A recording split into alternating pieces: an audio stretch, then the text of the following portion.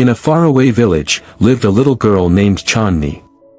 Chandni was very kind and cheerful, but she was also a bit lonely. There weren't many children in her village, and her parents worked in the fields, so she didn't have much time to play. One day, while Chandni was wandering in the forest outside the village, she saw a strange and wonderful sight.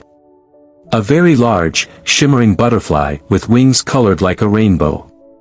The butterfly was flying in the air, and golden sparkles were coming from its wings. Chandni was amazed and started following the butterfly.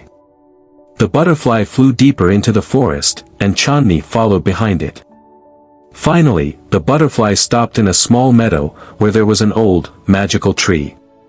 The butterfly landed on a branch of the tree and said to Chandni, "Hello, little girl. My name is Gulpari, and I am a magical butterfly." Chandni was surprised, but she wasn't scared. She said to Gulpari, "Hello, Gulpari.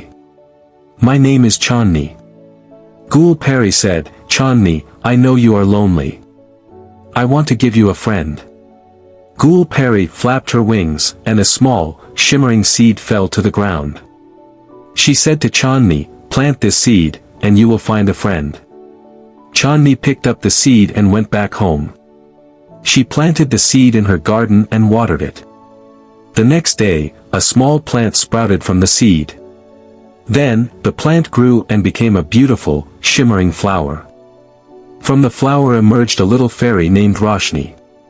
Roshni was just as beautiful as Gulpari, and she became Chandni's best friend. Chandni and Roshni played together every day. They wandered in the forest, collected flower petals, and swam in the river. Chandni was no longer lonely, and she was very happy.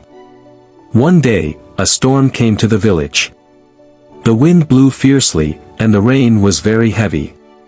Chandni and Roshni hid in their house. The storm lasted for many hours, and when it stopped, the village was devastated. The villagers were very sad. Their houses were destroyed, and their fields were ruined. Chandni and Roshni decided to help the villagers. Roshni used her magical powers to rebuild the villagers' houses, and Chandni worked with her parents to replant the fields. The villagers thanked Chandni and Roshni, and they would always remember their help. Chandni and Roshni remained friends forever, and they taught the villagers that friendship and love are the most precious things. And so, the friendship between Chandni and Roshni became an example for the villagers. Chandni and Roshni's friendship became an example for the villagers. After the storm, prosperity returned to the village. The crops flourished again in the fields, and the villagers lived happily. One day, Gulpari came to Chandni again. Gulpari said, "Chandni, you and Roshni have helped the villagers so much. I am very happy with you both. Now I want to give you another gift." Gulpari flapped her wings, and a shimmering map fell to the ground. She said, "This is a magical map. It will take you to a place where you will meet more magical creatures." Chandni and Roshni were very excited.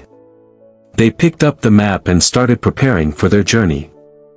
They took permission from their parents and said goodbye to the villagers.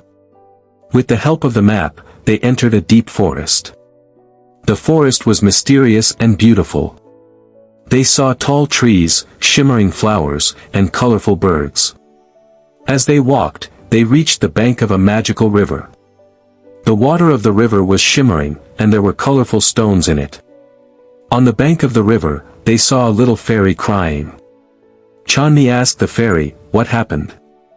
Why are you crying?" The fairy said, "I lost my magic wand.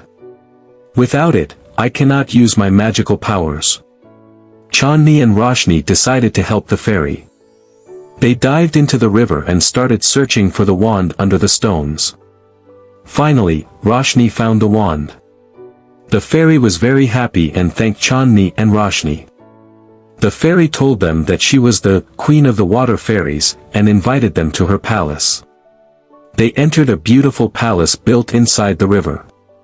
There they saw many water fairies doing various magical tasks. The queen offered them a special fruit, which gave the eater the ability to breathe underwater. They ate the fruit and explored more of the underwater world. Then they continued their journey. With the help of the map, they reached a mountain. There was a cave on the mountain where a dragon lived. The dragon was very big and powerful, but he was friendly. The dragon told them that he was guarding a magical treasure. The treasure was a stone that could cure all diseases. Chandni and Roshni asked the dragon for the stone, so they could help the villagers. The dragon gave them the stone. Chandni and Roshni were very happy.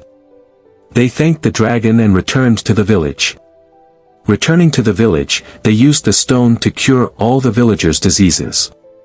The villagers were very happy and thanked Chandni and Roshni. Gul Peri came again and told them that their journey was complete. They had met many magical creatures and helped many people. Gul Peri gave them another gift, a magical necklace that would always protect them. Chandni and Roshni thanked Gul Peri and promised to remain friends forever. They lived happily with the villagers. And their stories of friendship and bravery spread far and wide.